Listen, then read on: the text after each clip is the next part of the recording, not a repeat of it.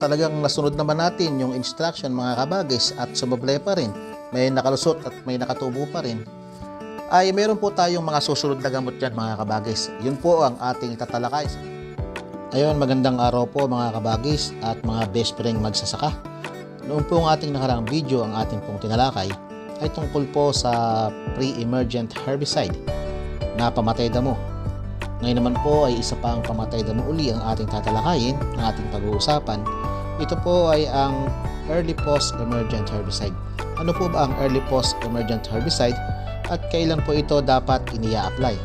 Disclaimer po mga best friend kawagis, ang inyong pong abang lingkod ay hindi po eksperto sa larangan ng pagsasaka. Ito pong aming ibinabahagi ay ayon lamang po sa aming mga sariling karanasan at sa aming pong mga sariling mga pananaliksik.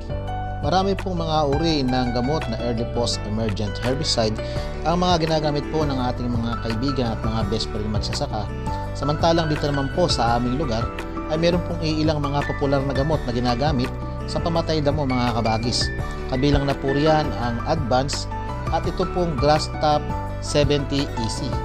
Unahin po natin itong Advance. Ang Advance po ay nagtataglay po siya ng Butachlor at Propanil na siyang pangunahin niyang sangkap na mabisang pangkontrol ng pamatay damo. Ang kainaman po sa gamot na ito ay maaari natin siyang i-spray sa sabong taniman o kahit sa lipat tanim. At isa pa pong kagandahan nito mga kabagis, lahat po ng uri ng damo ay kanyang napapatay. Kabilang na po dyan ang grasses, broadleaves at ang sedges na siyang pangunahin pong pumuperhisyo at tumutubo po sa ating mga palayan. Ang timing of application naman po nito ay 6 hanggang 8 araw matapos pong mailipat tanim or maisabog tanim. At sa pag-i-spray po nito, ang takal po ay 6 hanggang 8 na takal ng kutsara or 2.5 takal ng takip ng ating vintage na sprayer.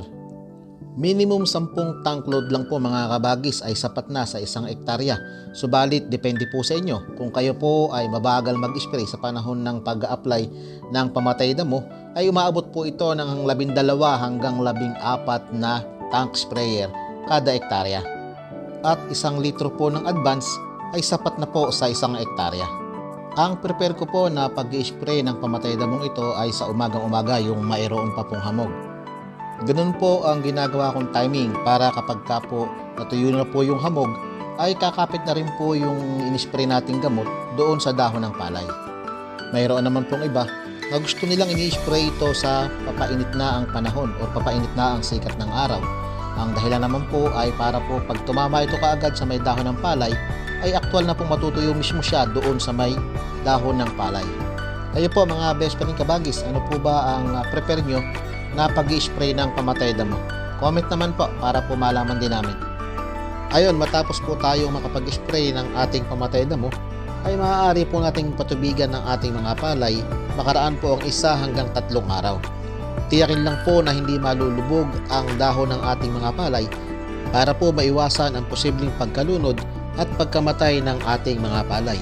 At saka para iwas kain na rin po ng suso mga kabagis. Ang isa pa po sa ating tatalakayan mga kabagis ay ito pong Grass Top 70 EC na ang siyang pangunahing sangkap din po ay itong Butachlor at ang Propanil na siyang karaniwang sangkap ng mga pamatay damo. Halos kapareho din po ng benepisyo at paggamit po ang Advance at saka po itong Grass Top. Same po sila ng aplikasyon at same din po ng pamamaraan sa panahon po ng pag-i-spray. Isa pa pong pagkakatulad ng Advance at ng Grass Top ay parehas po silang contact herbicide. Ano po ba ang contact herbicide? Ang contact herbicide po, ang ibig sabihin po nito ay kinakailangan pong matamaan ang dahon ng damo sa panahon po ng ating pag-i-spray para po maging mas mabisa at siguradong tatalab ang gamot na ating ini-spray. Muli po ay pinaalala namin mga kabagis para po sa mas magandang resulta ay lagi po nating susundin ang instruction na nakadikit po dyan sa likod ng ating mga botelya. Ngayon po kung talagang nasunod naman natin yung instruction mga kabagis at sumablay pa rin, may nakalusot at may nakatubo pa rin, ay meron po tayong mga susunod na gamot dyan mga kabagis. Yun po ang ating tatalakayin sa mga sundanting mga pag-uusap.